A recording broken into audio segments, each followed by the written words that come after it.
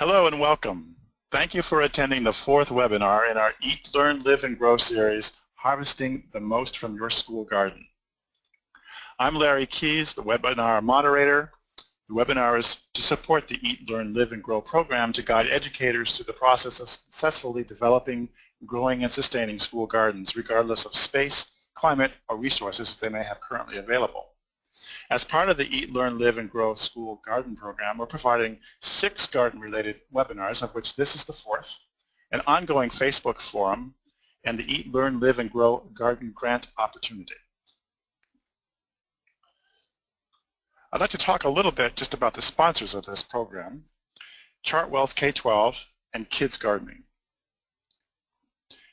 Chartwells K-12 partners with more than 575 school districts, ranging from large public institutions to small charter and private schools, and prides itself on delivering a unique food experience for students rooted in what's important to each community. Chartwells K-12 is a culinary-focused organization with a mission to extend its passion, dedication, knowledge, and enthusiasm to serving each student delicious and nutritious meals. Chartwells brings its life to Eat, Learn, Live philosophy through partnerships like the one with KidsGardening.org that bring more gardens to schools that support good nutrition, hands-on food and wellness education, and lifelong healthy habits. It's not just about gardens for Chartwells schools, it's also about gardens for all schools, which is why the Eat, Learn, Live, and School Garden Guide, the grant, and webinar series are available to all schools across the country. Kids Gardening has been a leading resource for school and youth gardening since 1982, providing garden grants, research, and curriculum. Kids Gardening creates opportunities for kids to learn through the garden, to engage their natural curiosity and wonder, and provide inspiration, know-how, networking opportunities, and additional educational resources. They provide free lesson plans, activities, grant opportunities, and curriculum. So just a little bit about our webinar series. Our 6-part webinar series discusses various topics which cover the fundamentals of launching and maintaining a school garden. We're providing instructive and creative gardening tips, nutrition, education materials, and guidance for building community garden support. Our Facebook forum is part of the Eat, Learn, Live, and Grow program, and we've created a private Facebook page specifically to allow you to ask questions and chat with the folks at Chartwells and Kids Gardening about any aspect of school gardening and about our grant programs. We'll give you details and a link to that page later in the program. So I've lost my agenda. Here we go. Our agenda program, we've had the 5-minute overview, and we're going to spend the next 40 minutes with Charlie Nardozzi hosting the program about integrating school garden produce into the cafe. Charlie will be speaking with Chartwells experts Josh Perkins and nutritionist Margie Saidel, who are involved in integrating the school garden with the school food program. And we're delighted to have Bridget Jordan as our guest, who will bring us a case study of integrating her garden harvest with her school program. Finally, Charlie and our experts will answer your questions during the last part of our webinar today. This is your chance to get questions answered about school gardens in general or questions specific to our discussion that we've had today. You can type your questions at any time during the webinar. To do that, click on the questions section of your GoToWebinar control panel and type your question in the box. We'll take as many questions as we can. Questions we don't get to during the webinar will be posted on our Facebook forum. And finally, if you have technical issues or wish to send a question directly, our colleague Amanda Slater is standing by. You can email her at amandas@kidsgardening.org or call 802-660-4604. And her address and phone number are there at the bottom of the screen. So enough of housekeeping. Let me now introduce Charlie Nardozzi. Charlie is a nationally recognized garden writer, speaker, and radio and television personality. He's worked for more than 25 years bringing expert gardening information to home gardeners. Charlie delights in making gardening information simple, easy, fun, and accessible to everyone. His energy, exuberance, and love of the natural world make him a popular public speaker and presenter, and we are so pleased to have him with us today. So I'm going to turn things over to Charlie now, and hopefully he's going to come up and grace us with his presence. And there he is. Hi, Charlie. How you doing? I'm still good. There? How are you? You're gone. Oh, come back. I'm gone. Okay. Let's see.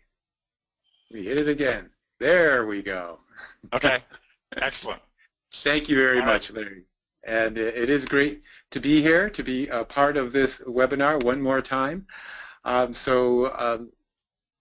We'd like to get started, and I think the first thing we want to do to get started is to do a poll. We've kind of done this in the past before, and we'd love to kind of have this as an option. I think let's see, I got to move some things around here. Be patient with my lack of technical skills. Okay, I think we're all set now. So let's do a little bit of a poll to see who's out there in the audience and see how many people are working with school gardens all around the country. So as you can see, you can just select one of the following. It could be currently having a school garden installed, you're currently installing one, you're actively planning a school garden, or you're even just considering starting a school garden program. So if you can just take a minute and click off one of those little circles, we will get the results that will pop up almost instantaneously. And it's always nice to kind of know who's in the audience, especially for our experts that we have here today, so they can maybe tailor some of the things they're doing. And we can see that 38% currently have a school garden, 31% are actively planning one, and 31% are thinking of planning one or implementing a program. So a lot of people are still in the planning stages, which is excellent, because this is kind of the topic that we have here. And this is a perfect time to really tap into some of these experts as far as what we're going to do to take care of these programs. And speaking of experts, I want to introduce our first expert, who is Margie Saidel. And Margie is a registered dietitian, more than 20 years of experience with child nutrition and food service industries. And there's Margie right there. Hi, Margie. Hi. So she has been working with Chartwells to develop a lot of school garden programs. She's working right now with local health and wellness initiatives in 550 school districts and 6,000 schools, integrating a lot of the school gardens into the school cafe. She's also been a food service director, so she has a lot of experience coming at it from that angle as well. And she's worked nationally with 25 registered dietitians throughout the country, dedicated to implementing exceptional nutrition and food sustainable guidelines for Chartwell schools. So Margie, it's great to have you here. We feel fortunate to have someone with your background and expertise. And I'd love to kind of go through a little bit of the benefits of school gardening. You know, a lot of people kind of just assume we're going to do a school garden, but especially for those who are trying to implement a program, we just saw probably 2/3 of the people who are following this webinar today are really kind of getting the resources together. So it's really important to know what the benefits are. So maybe we can kind of go through those, and you can take us step by step through some of these benefits of the school garden. Sure. Hi, Charlie, and hi, everybody. It's so great to be with you today to talk about school gardens. And let me just start by saying that most of the time when we talk about school gardens, it's really about the great harvest and what we can do with it and how we can improve the lives of the kids in school with it. But we really should also be talking about the great benefits that gardens can bring to kids. And in particular, a few of those are that they can become great stewards of the environment. We know that there's some great health and wellness opportunities for kids who work in gardens. Academic achievement is really the big pillar of the objective of school districts, and we can help with that also. And cognitive development and social development is also something that's important to school districts. So we'll talk about that also in a few minutes. Well, let's kind of walk through each one of these and give them a little more details. So with environmental stewardship, you know, a lot of times people think of nature when they think of environment, but they don't necessarily think of gardening. So maybe you could tell us a little bit more about how gardens can really help with environmental stewardship and awareness. Sure. Even a very small garden allows students the opportunity to learn about agriculture. And with that opportunity, they often become curious. And as we know, we talk a lot about how sometimes kids don't really understand where their food comes from. So this is really their first opportunity to understand that and get curious about it so that they learn where the food comes from and how it gets from the farm or the garden to the grocery store to their dinner table. And in addition to that, the general appreciation and respect for nature that students often receive by working in the garden with plants and with soil, it really allows them to create an interest in the environment at a very young age. And what we know about that is that then can lead to a great respect and stewardship of the environment in adulthood. And that's a great thing. Yeah, and that brings up the whole point about the long-term benefits of school gardening. And when we talk about health and wellness, we're thinking about, yeah, they're getting a nice blend of fresh fruits and vegetables while they're in school, but you've found a lot of times it stretches beyond just the school age. Sure, and health and wellness is really one of the big impacts that school gardens can have on kids. And we know that some great evidence now that kids who are involved in school gardens are more likely to eat fruits and vegetables. And we've actually had a pilot study here in Chartwells with 8 school districts, and we found that about 70% of kids were more likely to choose fruits and vegetables, which, if that alone is really a remarkable outcome of gardens.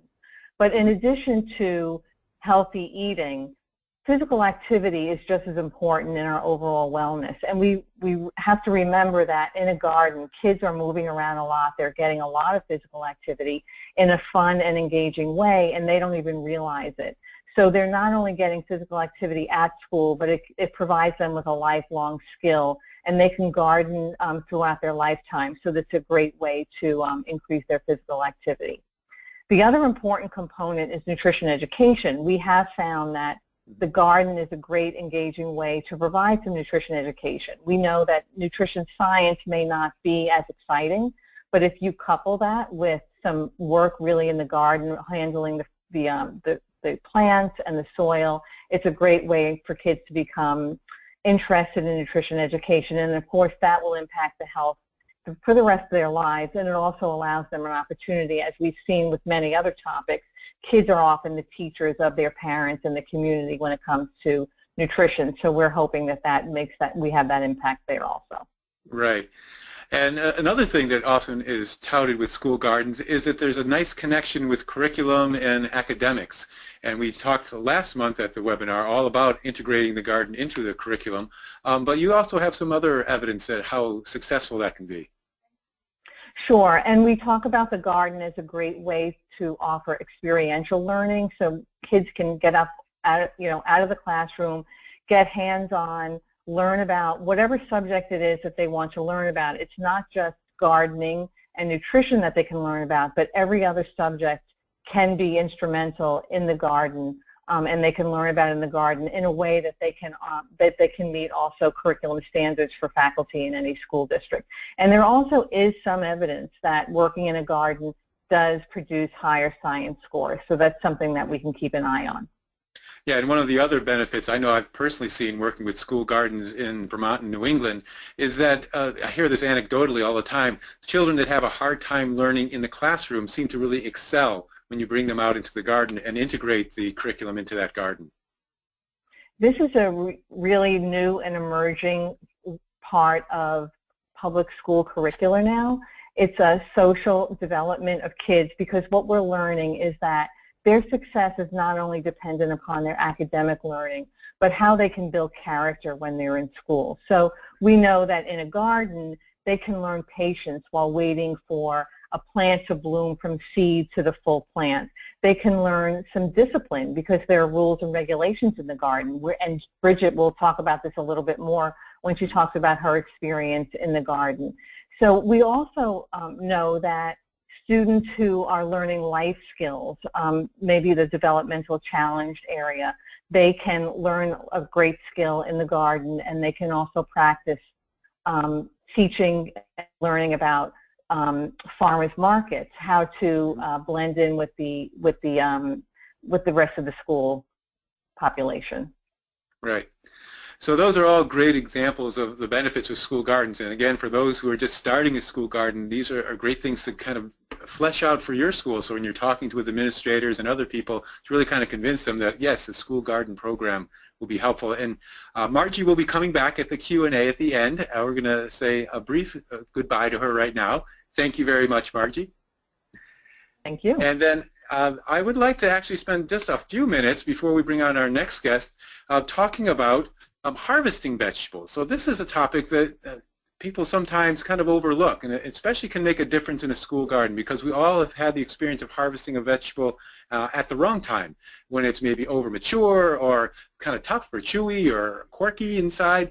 So harvesting at the right time will make a big difference. So I just wanted to go through a few slides that we have here talking about harvesting different kinds of vegetables. So we'll start with the greens, and I'm really tailoring this more towards the people who will not be planting this time. You know, for our friends down in Florida or South Texas or Southern Arizona, they'll be of course planting a lot, but this is really for most of the country where we're kind of getting towards the tail end of the gardening season.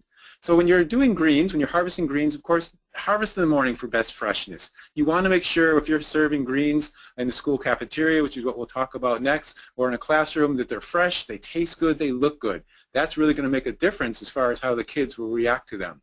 And remember the different kinds of greens that there are. So for example, there are lettuce types that are called cut and come again, meaning that you can literally cut them off a few inches above the soil line and they'll grow back for you. Now this may be more appropriate for people in warmer zones that still may have a month or so of growing left.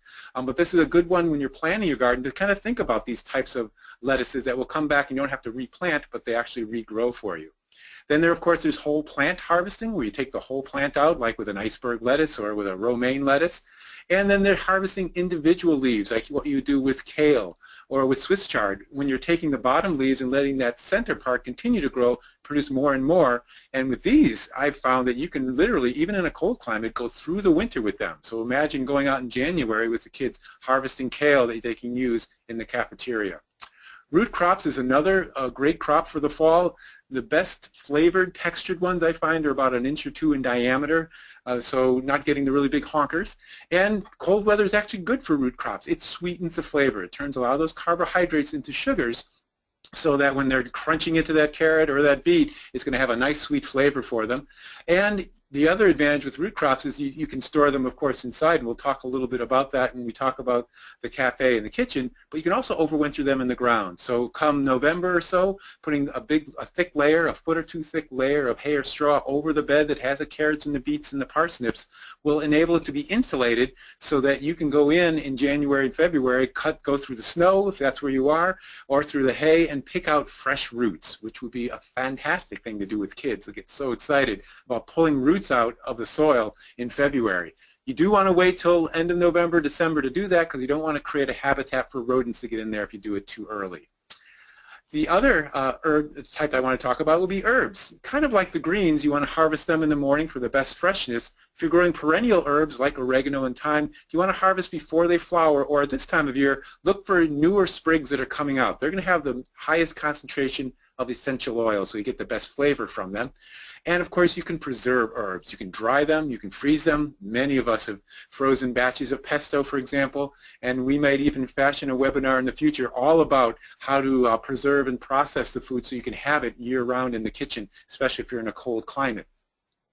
And then the last group I wanted to briefly touch on are the winter squash. And these, you can tell they're mature by what we call the fingernail test. So simply take your thumb, press it against the skin. If you can press it gently and don't break the skin, then that squash is probably ready for harvest. Of course, you can look at the mature colors, but those really have changed a lot with the different varieties.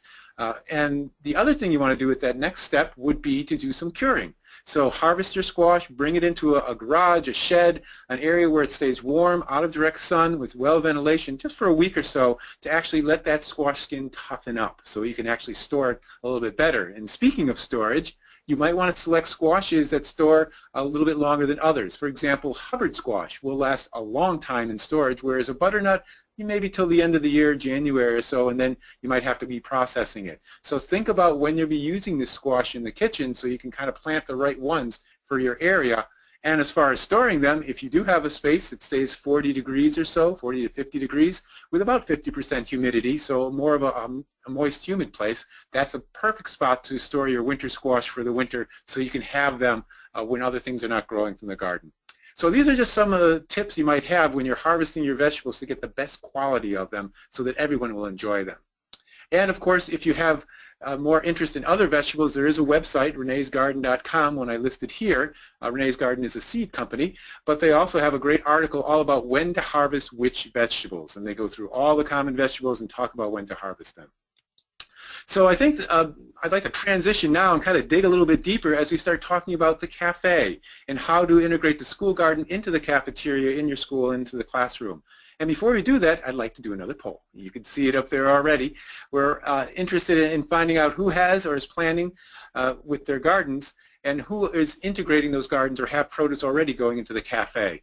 So if you can just take a second to do that, check off one of the boxes there. And whether it's not just about integrating the gardens into the cafe, but currently using produce in the classrooms, allowing the students to take home produce, or maybe you have no plans yet, and that's why you're here at the webinar, try to get ideas on how to best do that. And once we get all the results from that, we can move forward, and I'll introduce our next guest from Chartwells. And the results, and there they are. So most of you look like you want to serve produce in the garden or your cafe.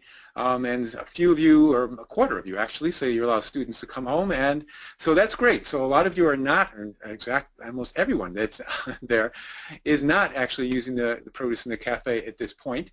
So that will work really well for us because our next guest is, let me just get that one up. We'll go right back to Josh Perkins. Hey, how are you? Oops, can't hear you. Can you hear me okay, Josh? Yeah. Can you hear me now? Yeah, we can hear you. All right, Good. There we go. Great. We're all set. So let me take a minute just to introduce Josh. Josh Perkins is from the Madison, Wisconsin area. At a young age of 17, he's been working in restaurants in Wisconsin and Vermont. He has a diploma from the Cambridge School of Culinary Arts in Cambridge, Massachusetts. Worked with a lot of influential Boston chefs, and in 1999 he moved back to Madison. And right now he is acting as the prepared foods director for the Williamson Street Grocery Cooperative, which is a large multi-site natural and organic food stores, a number of them. And he's also in the last 5 years been volunteering as a cooking instructor and purchaser for the Farm to School Snack Group in Madison's elementary and middle schools. And he has 2 young children too, so he comes at it from a personal and a professional angle. So welcome, Josh. Great to have you. Thanks, Charlie. Thanks. Great to be here.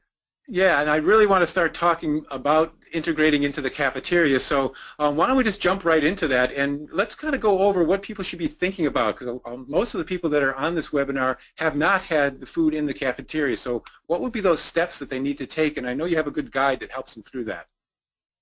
We do, yeah, and I want to say first, thanks for having me, and I'm really excited to see how many people in that last poll had the intent to serve their produce in the garden, from their gardens into their cafes. Yeah. That's really what we wanted out of this webinar, so I'm glad to see how many people are on the call who want to do that. Like you mentioned, Charlie, we have a great guide, which is it's going to be available on links at the end of the webinar. So it's a guide that was developed inside of Chartwells and does have some protocols and language that is particular to Chartwells, but the majority of the guide is universally useful. So I think for anybody, regardless of what the size of their garden is, what the magnitude of the crops is, what their plans are, in short, they could use this guide to really help as we walk through, this part of the presentation, really walk through a great planning process to get to a successful outcome. And that could include people who don't have a garden on a school site. They might want to partner with a garden near to them that's maintained by the community, maintained by an organization near to the school but not inside the school, that just want to use that produce. It has special meaning in that community. It might go from somebody who has a garden and it's producing heavily, even with a small variety of crops, and they want to be able to get as much of that as they can into their meal program. Or even a small garden producing small amounts, and how do you a lot of the practices are the same to make sure you're doing it safely and effectively, even if you're going from a simple sampling table all the way up to serving it consistently in your meals. So yeah, we're going to talk a little bit about where you can get some resources to start planning and who can talk to. Yeah. Great. And you brought up the idea of safety, and that's something I think a lot of people don't really think too much about when they're planning bringing the produce from the school garden into the cafeteria. So let's talk a little bit more about that and all the steps that are involved in that. So I agree. That's exactly what I was thinking when I was kind of going through this. Is that food service operators, professionals, think about safety all the time as a matter of course, but it's not necessarily a natural association with growing a garden. But the more you sort of drill down into the processes that work well and that you document, plan for gardening, the more similarities you find. So this is really just the first step when we're talking about serving people out of the garden, is to make sure that we've documented all the practices we need to do it safely, because I think that's foremost in everybody's minds. And it's very much in the minds of food service operators. So there's a lot to unpack in each one of these points. I just want to talk a little bit about each one. Okay. Again, the garden guide goes into detail on each one of them, so you can really start to get down into detail. But starting with production, you want to plan everything about the site on which you're going to produce. You want to write it down, and I think that's going to be true even for people who have an existing garden that's producing. You want to document all of this. Where is it? How much land is in play? How many crops are you growing? All of the details, including soil and water testing for that property. You have to make sure that you can grow safely there with a water supply, that it's potable water, that the soil is safe to grow. And in doing that, in the soil testing, you might also learn valuable information that's not safety related about the quality of the soil and how you might amend it in the gardening process. Mm-hmm. Sanitation is a point we talk about all the time in food service operations, and you find that a lot of the practices and protocols for good sanitation in the kitchen apply to the garden as well. That's definitely something I think home gardeners, I know when I was growing up learning how to garden at home, that didn't play a part at all. You might wash off because you were dirty at the end of gardening, but in terms of having the ability to conduct gardening and especially harvesting safely, knowing that you might need to have washroom facilities near to the site. People are working long shifts and need to take a break, knowing that they might need to have single-use gloves when they're harvesting, knowing how to maintain good personal hygiene all the time, just as you would for food service, is a really important part of the plan to write out carefully. Because again, as you said, I think people don't necessarily think of it naturally in connection with gardening. Harvesting, similarly, I think. You need to have a plan together to show that you have the correct equipment and procedures that are trainable, that you know what you need to buy if you need to buy equipment. Generally speaking, those are going to be NSF, National Sanitation Foundation, approved containers.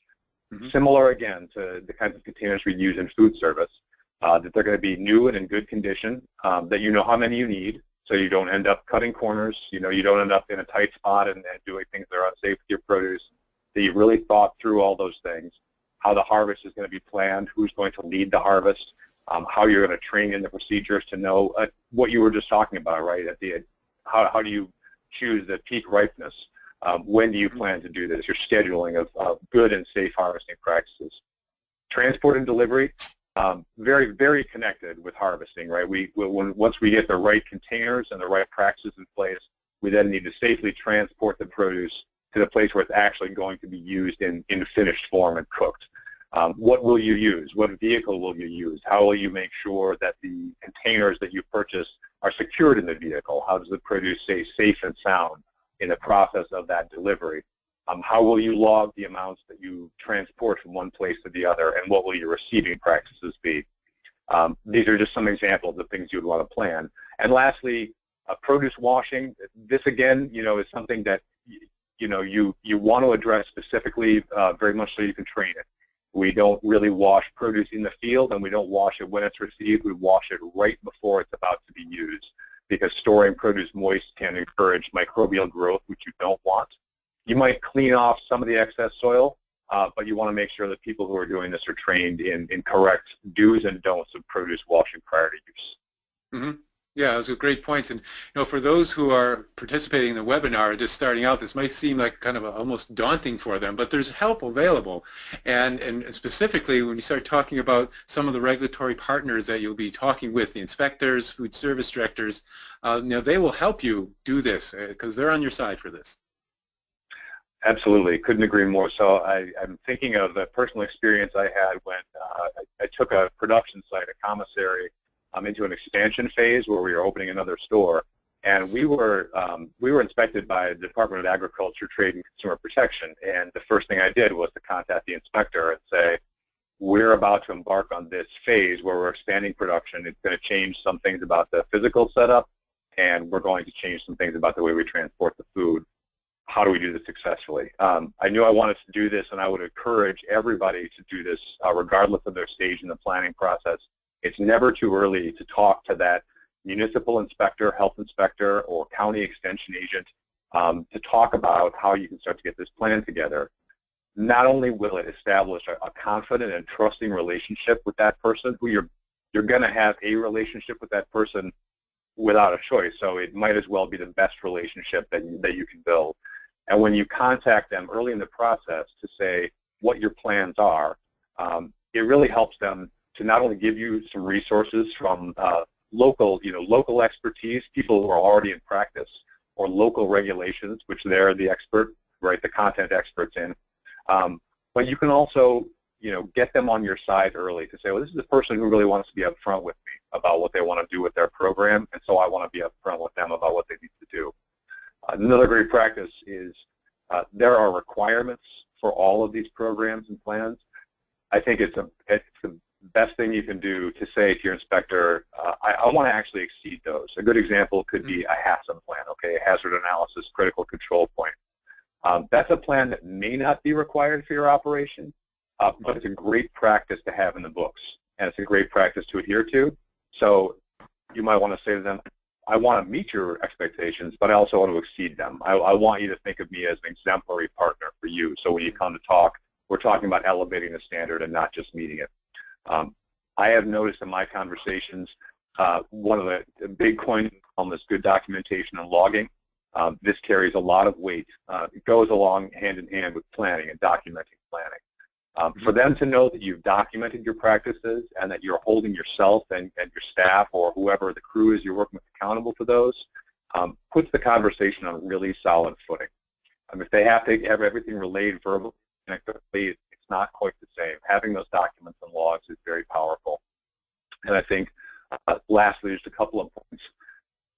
Whatever, you might have a 1-year plan, you might have a 3-year plan, a 5-year plan. I would share all that information with your inspector, and I would ask them for the resources within your locality, and also one of those really important resources is who might be operating in a similar capacity already within your locality, who you can connect with and get help from. Yeah, that's a great example. You don't have to reinvent the wheel. There's people out there already doing this, so tap into them. Yeah, so let's talk about kind of the different stages of serving the garden produce and what you need to go through. Yeah, so this is, the idea here is to just get a roadmap for yourself to kind of keep yourself organized about what needs to happen and in what sequence. I think that can really help out with tracking your own progress so you know where you are in your project as you lead up to the final really exciting step of bringing it to fruition and serving the garden produce in your meal program. So very much akin to the last slide where we were talking about sharing information. I think that's the first thing you want to do as early on in the process as you can, gathering together your stakeholders, who among whom will number certainly your manager, your client, whoever that might be, and your team and your health inspector. Those kind of, I'm lumping in the first 3 bullet points a little bit there. I'm going to call those people the real stakeholders in that process. Share all that information with them as early as you can. I think one of the things that helps you do is, again, establish trust, but also leaves time for them to give feedback. And if you need to evolve the plan or make some revisions, you have time to do that. If you were to share that later in the process after you've taken a lot of action, it was much more difficult. So I think it really helps to engender a collaborative approach for that. You may need to, depending on your situation, submit some of these documents that you're generating and planning for to somebody for approval. Certainly that would apply to plans, your protocols for your health inspector. Your health inspector is going to have some requirements for documents you'll have to submit. So after you've contacted your manager or talked about your plans with your client, then you get your approval from municipal health for going forward with this plan. Reviewing it with your team, the team who is going to maintain the garden and the team who is going to conserve the produce. Get through submitting the documentation. This next bullet, this refers to quality assurance approval, and this is This is something that happens within Chartwells, but you might very well have a quality assurance department or person who you need to consult with in your operation too, depending on your situation. The hold harmless agreement, just to touch on it briefly, is generally an agreement that is between two parties where one party agrees to hold the other, exempt the other from legal action if there are any consequences that arise from what's happening in that transaction. So for most operators, the hold harmless agreement might look something like if you're serving produce and somebody is allergic to the produce, but you didn't know that, you didn't have notification, you agree to hold harmless, so that you can't have the operation kind of dismantled by a legal battle that could be avoided by just having a clear understanding. Mm-hmm. You may have legal counsel for these purposes. Having that agreement signed by your client so everybody's on the same page and clear on what the expectations are in return to that counsel is an important step.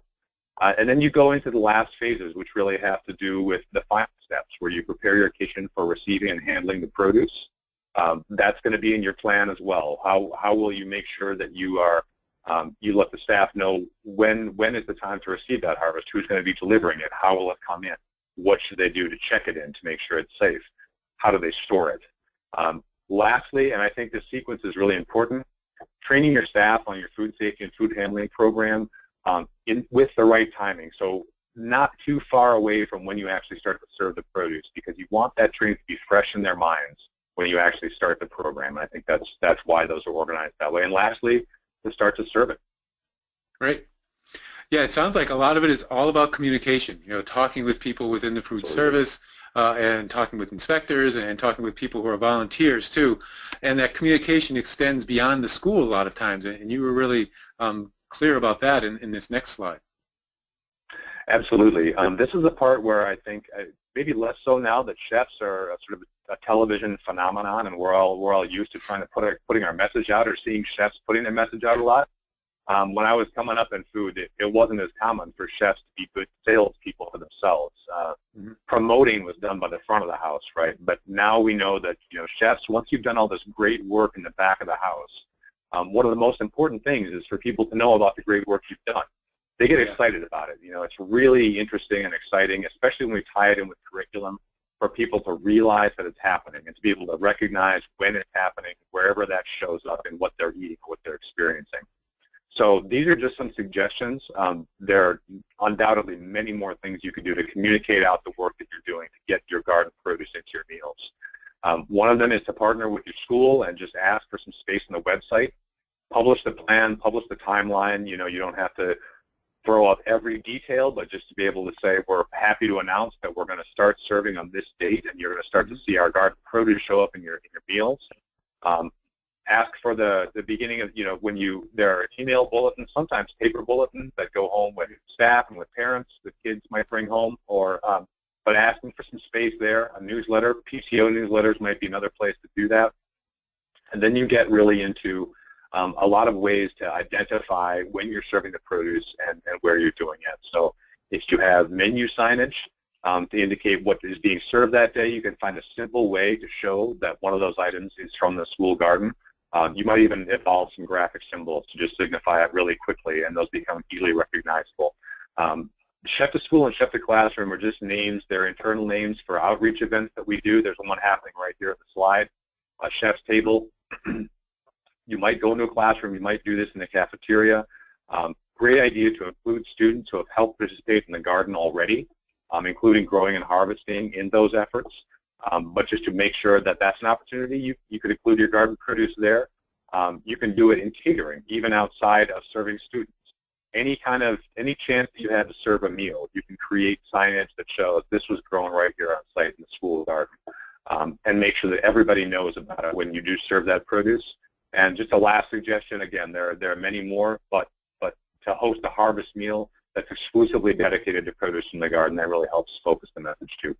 And I found that that's a great way to really encourage people to get interested in it, is you feed them. You feed them good food, and that will really kind of bring people around. It's like, oh, you produce this from your school garden with the kids and the chef here. So it's a really great way to advocate for your garden.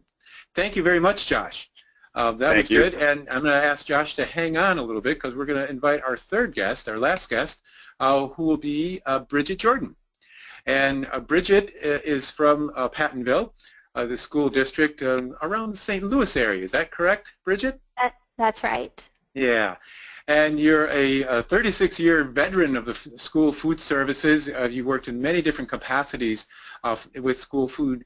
And you're really excited, I think over the last 5 years ago, you said, because you're really seeing this big shift happening in schools around the country, and especially in the districts you're working, towards more healthy food and sourcing that food so the kids are getting healthy, nutritious food in those cafeterias. And then, of course, you haven't stopped growing. You've taken on a new challenge, which is in Pattonville. This is your first experience with a school garden and working with that school garden and integrating that into the cafeteria. So welcome. It's great to have you. Thank you. And thank you for including Pattonville. We're proud of what we do here.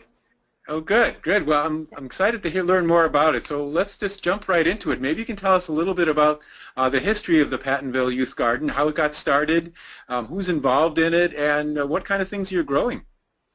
The garden was actually the vision of our technology department. So we have our webmaster, Simon Amis, and he is the one that totally has set up the garden, set up the rotation schedule. He decides what we plant with our input. He's done a great job. So we know that we could not have done this on our own, but we definitely are a great partner to him.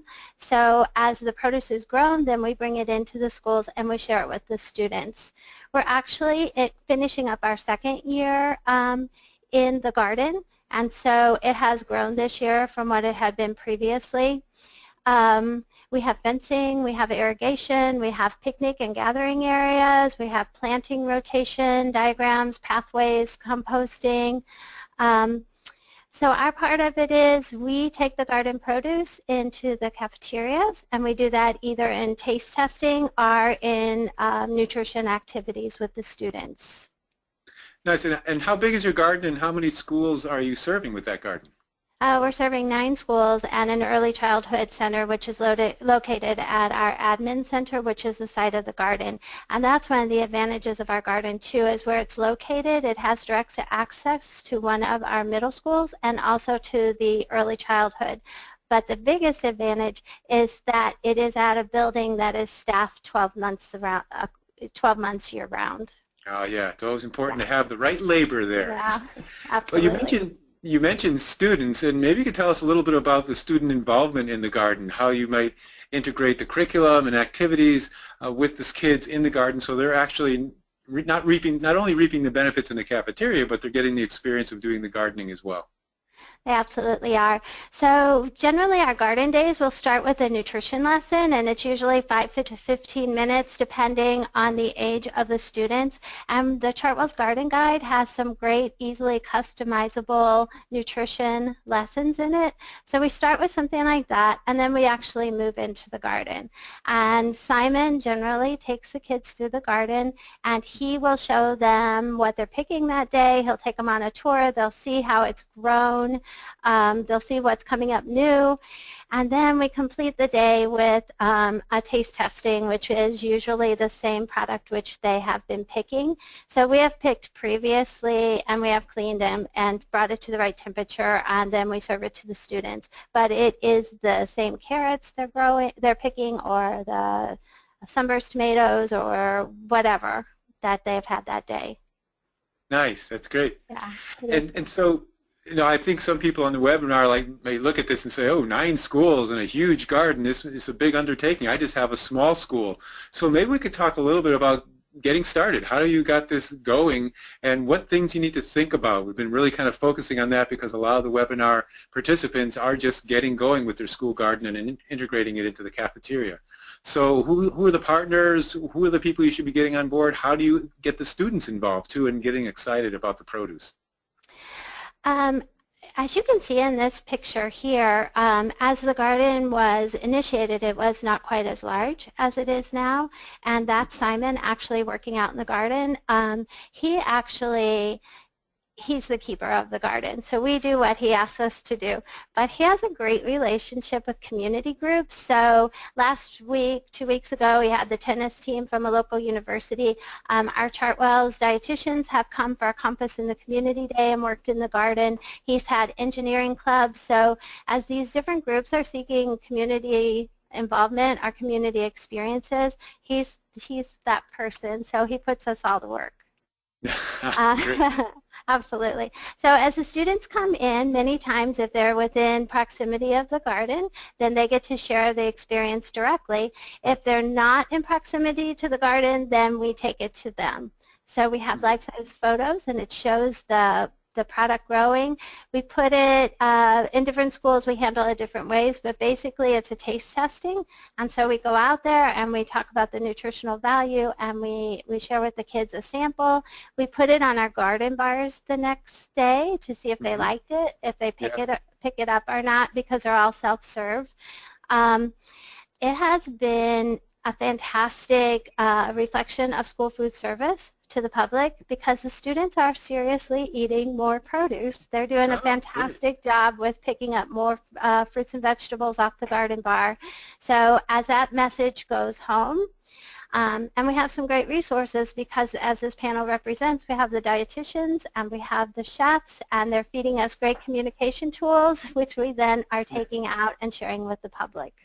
And I would think that that garden bar, that produce bar, is a good way for you to gauge what produce kids are interested in, and a way to gauge how much you should be growing, because if everyone's eating carrots, well, we should grow a little bit more carrots, but also a way to introduce new foods, too, that they might not know, especially through a taste test. Absolutely. Absolutely. Yeah. Sometimes they will take a sample and they look at it kind of like they're thinking, should I or shouldn't I? And then they'll look at you later and they'll say, that really was good. That was good, yeah. So it's very rewarding. And we do use the produce in our school lunch, and basically what happens is Simon and his team at the garden, at the Learning Center, they will actually pick the produce for us, and then our driver picks it up. They take it to the schools. The associates are trained on how to handle the produce, and then it goes directly to the students a day later after it's been handled properly. We mark it with a product identifier, as Josh mentioned, and so it says the Pattonville Youth Garden. As soon as they see that, they know it came from our garden. They know they know the symbol. We can't actually menu it because we can't get enough for 9 schools all at the same time, and so when we bring it in, it's like a featured item. So it's nice. Very exciting. Yeah. It is very exciting. You do, I know with a lot of schools, one of the biggest problems they have is the summer maintenance. And you did mention you're fortunate enough to have your garden near an office building where there are people there 12 months of the year. But what do you do? How do you arrange that? And do you use volunteers? And what kind of suggestions would you have? We use a produce in every summer program that's happening across the district. We do a lot of catering. Adults get just as excited about the garden produce as the kids do. So if we have a catering and we say everything in the salad came from the garden, very exciting. We do have small snack programs in the summer, so we take that in and we do more taste testing, but we actually include it in every school function as much as available. Sometimes we have an overabundance of food, and so at that point the district will often make community donations. But this year they joined a tour, so they had people from the community visiting different gardens in the area, and that's what you're seeing to the right. So we fed them, and we showed them the garden, and we gave them a tour, and we had a really nice afternoon. Nice. And that's another great example of community outreach. So everybody's kind of on board with what's going on with this garden and actually having a physical experience with it. Absolutely. And you've gotten some great recognition, too. And this is actually a letter from Simon, who I believe you've been talking about, the youth garden leader. But maybe you could talk a little bit about just kind of the recognition this garden and this program in Pattonville has gotten from the general public. Basically, we have been written up many times. It is a very noticeable garden. It's visible from one of our major roads through the area, St. Charles Rock Road, so people see it. And the fact that we're out there and we're using the fruits and vegetables from the garden has made it very well received by the community.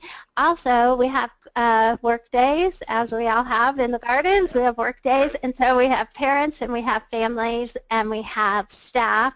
It's a great networking tool for me. I'm fairly new to the district, but I've been here as long as the garden, which was just the second year. So it's been a great networking tool for me. All in all, everybody who works in the garden is very excited. When I had my first work day, I was kind of hesitant, like, oh my goodness, it had been a long day at work, and I had a dietetic intern in the office with me, and she's like, we're going, aren't we? And I'm like, we're going. And Okay. we went, and I was hooked from that day forward. Yeah, great. From that day forward. Well, certainly your enthusiasm comes through, and the success of it too, which is really great. So I know we're getting towards the end of our webinar, so I wanted to just take just a minute to let people write some questions. I know we probably have a bunch of questions already have been coming in for Margie, for Josh, for Bridget, or just in general about school gardens and specifically about integrating them into the cafeteria. And while you're typing away, I just want to remind people that our next webinar, November 10th at 4 p.m. Eastern Time, will be all about thinking spring, believe it or not, ways to prepare your garden for next season. So all the things you're going to need to do this fall to get that garden ready so that in the spring you can just go right into it and start planting. Things like soil building and composting and cleaning up the garden. So we'll talk all about that, and there'll be more information about that as we get closer to the date. So now I think I'd like to move on to our Q&A. I'm going to hand it back over to Larry and also ask Margie to join us, and we'll start fielding some questions. Super. Okay, so we're finding Margie is there, and I'm just going to grab. I'm going to grab control back. Excellent. And there we are. So that sounds good. I'm trying to think. Let me get my list of questions out. They've got several coming in, and I'll be right with you. There we go. Here we go. So Margie, this was a question that came up a couple times from various people. You had cited published research or research that you had done that was correlating time spent in the garden with better outcomes for kids. And a couple people have asked, are there published papers for these, or is this research that's available on the web somewhere? What kind of resources are available there? Sure, we can get that information to you. There are studies that have been done. One that I can think of is by Cornell University. They actually found that kids were 5 times more likely to choose and consume fruits and vegetables. And there are some resources on the web that talk about the better science scores and things like that. So there is information that you can quote to your stakeholders or to anybody who wants to understand the benefits of the garden. So we can make that available to you on the Facebook page. Excellent. I'm happy to do that. Yeah, and I also just wanted to reference, there is a handout that we've included with the webinar. It's under the handout panel on your GoToMeeting control panel, which is a PDF, which we'll also have available on the Facebook page, so that any resources that we've discovered or developed as part of this webinar will be available for you to download. So Bridget, another question came in when you mentioned that there were just a number of different kinds of produce and so forth. What are the most popular vegetables, do you think, of that the kids like at your school? I would have to say, do you mean from the garden or just in general? Yeah, from the garden. Yeah. The sunburst tomatoes, the little tomatoes, are definitely a favorite. The cucumbers, they love the carrots, but they love to pick the carrots, and so it makes it exciting for them to eat. I don't know that I would really call potatoes a favorite as far as digging them out of the ground, but they absolutely positively love them on the line. They eat the green beans.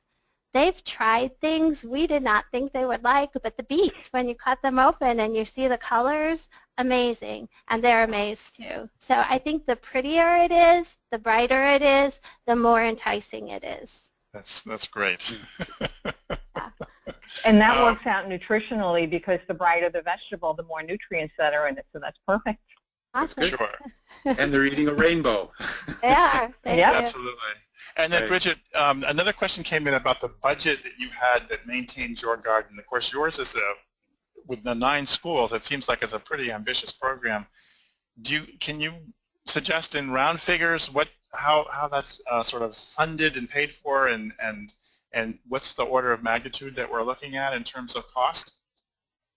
I could find that information for you, but it's actually a district garden, so I really can't guess. I know that Chartwells makes a donation. I know that there's grants from Gateway Greening and some of the other local organizations that he gets grants from. I know that Kids Gardening and some of the Chartwells partners have donated seeds and given us a lot of information when we were getting started, but to give you a dollar amount, I'm not prepared, sorry. Yeah, no problem. That's good. Yeah. Let's see. I think for Josh, maybe this may be a good question. Do you have specific stories to share about the difference in motivation of students to try fruits and vegetables when it came from their school garden rather than from another source? The stories that I really have come not from a school garden context, but from the farm to school snack group that was mentioned when Charlie was reading through the bio. And that would happen. It's very much in line with what Bridget was talking about too. You know, the one I was thinking about when she was talking was beauty heart radishes, which beauty heart radishes, spinach, those were things, you know, you talk about a surprise. We had a local farmer who was getting this stuff to us who had become locally renowned for this, and it's very sweet, right? Like Charlie was saying, the sugars had developed, but it's spinach. It's just not something that people thought of as a vegetable kids would be receptive to. And this was raw, right? This was raw spinach with no ranch dressing, no nothing. And the kids were just crazy about it. But another personal story is my own son, who's, you know, he's extremely picky eater. I have one kid who's not and one kid who is. And if he's involved in growing it or getting it somehow, whether it's fishing or gardening, that's the key. You know, he'll try it out. So I've seen it in that very personal context too. Very interesting. Here's one that we haven't had before, but I'm very interested to know the answer to, and I don't know, probably all of you could chime in on this one. Are you familiar with any school gardens or farm garden programs that include chickens, or for that matter, I suppose, any other kind of meat or eggs, for that matter? Yeah, sure. I'm not. I've only experienced produce in school garden settings. Margie, do you know any examples out there? I know that there are school districts who have school gardens in many forms, and then they also have chickens in another section. You know, they obviously can't intermingle them in the same area, but there are schools who do both. I know that for sure. And it may be sometimes, if it's an urban location, that they might even just have container gardens or a very small garden in a location of the school district. And then they also have, I do know, I have been at schools who do have chickens. So it's definitely done. Yeah. Interesting. Well, I think we're getting very tight on time, and I want to thank all of our experts, Josh and Bridget and Margie and Charlie, of course, for all of your participation today. It looks like we could go on for another hour without much difficulty. I do want to direct everyone to our Facebook forum, which I will give the URL for in just a second in the next slide. Also, of course, don't forget our next webinar, which Charlie mentioned, about prepping your garden for the next season. This is the current listing of all of the resources that we have. We have both the Chartwells websites, the Kids Gardening websites, and the Facebook group, of course. This slide is repeated in the handout, the PDF handout, which is under the handout section on your GoToMeeting panel, which you can download. We'll also post this, of course, at the Facebook group. So come along to the Facebook group. Tell us what you're working on. Tell us what you're interested in. Tell us what you'd like to know about for new webinars and so forth. We'd be more than happy to try to incorporate your questions as far as we can go. And that wraps up our fourth webinar today for Chartwells and Kids Gardening. I'd like to thank again all of our participants, and we'll see you on November 10th. Thanks again. Thank you. Thank you. Bye-bye. Thank you. Bye-bye. Bye.